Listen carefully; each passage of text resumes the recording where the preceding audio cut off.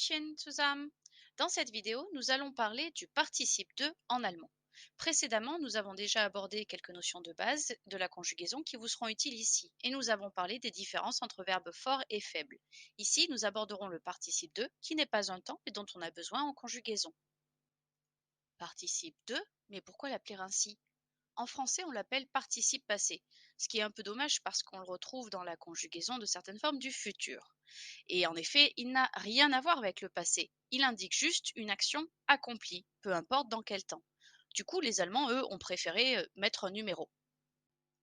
Et un participe de, c'est très utile pour conjuguer des verbes à un temps composé. On appelle ça composé parce qu'on aura besoin d'un auxiliaire.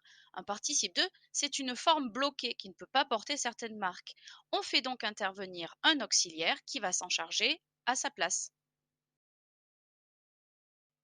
Voyons à quoi ressemble un participe de en allemand. Première chose, on retrouvera toujours un élément du radical, mais il faudra se méfier des verbes forts. Deuxième chose, souvent un participe de commence par un ge, mais c'est pas systématique. Troisième chose, deux terminaisons sont possibles, un t si le verbe est faible, en si le verbe est fort. On va voir tout cela de plus près avec un verbe facile, le verbe spielen que voici à l'infinitif. Je le ramène à son radical spiel, auquel je vais pouvoir ajouter le ge. Étant donné qu'il s'agit d'un verbe faible, il se terminera par t, gespielt. Et avec un verbe fort? Eh bien, allons-y. Prenons le verbe helfen, que voici à l'infinitif. Je reviens à son radical, helf. C'est un verbe fort, donc attention à la voyelle du radical qui change au participe de, qui devient holf. Je peux lui ajouter le ge, et étant donné qu'il s'agit d'un verbe fort, il se terminera par en. Bon, venons-en à cette histoire de ge. Il faut savoir que certains verbes n'acceptent pas le ge au participe de.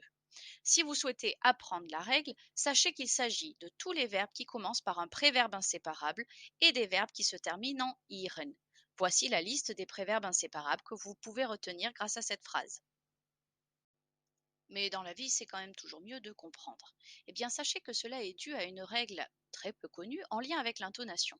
En effet, il est absolument interdit à un participe de d'être accentué sur sa première syllabe. Mais serait-ce à cela que sert le ge, à ajouter une syllabe non accentuée? Et les préverbes inséparables, ils ne sont pas accentués. Et les verbes en iren, où l'accentuation porte toujours sur le i, est-ce une coïncidence? Je ne crois pas. Pour bien comprendre, prenons trois verbes. Le verbe spielen, qui veut dire jouer, verspielen, perdre au jeu, et amusieren, amuser. Pour le verbe spielen, il est accentué sur spi. Oh oh, première syllabe accentuée, ça veut dire qu'on va avoir besoin du ge. Le participe de sera donc gespielt. Verspielen est toujours accentué sur spi. Mais comme il y a le préverbe inséparable faire, il se trouve que c'est donc la deuxième syllabe qui est accentuée. Nous n'aurons donc pas besoin du ge et le participe de sera verspielt. Les verbes en iren, eux, sont toujours accentués sur la syllabe contenant le i. Dans amusieren, c'est donc la troisième syllabe qui est accentuée, ce qui explique qu'on n'ait pas besoin du ge. Et le participe de sera amusiert. Une dernière subtilité, tant qu'on en était aux préverbes, n'oublions pas les préverbes séparables. Vous savez, ceux qui ont cette fâcheuse tendance à changer de place. Eh bien, au participe de, ils resteront collés, mais pas directement au radical, parce qu'il faudra bien faire un peu de place au ge. Le participe de du verbe anspielen est donc angespielt. Et comme ça fait beaucoup de choses à penser, voici un schéma pour être sûr de ne rien oublier. Deux éléments vont jouer un rôle majeur. Tout d'abord, le type de verbe, faible ou fort. Ensuite, l'accentuation, sur la première syllabe ou pas. N'oubliez pas que s'il y a un préverbe séparable, le ge viendra se faufiler entre lui et le radical. Nous voilà à la fin de la vidéo. Est-ce que tout était clair? Si c'est le cas, bravo à toi.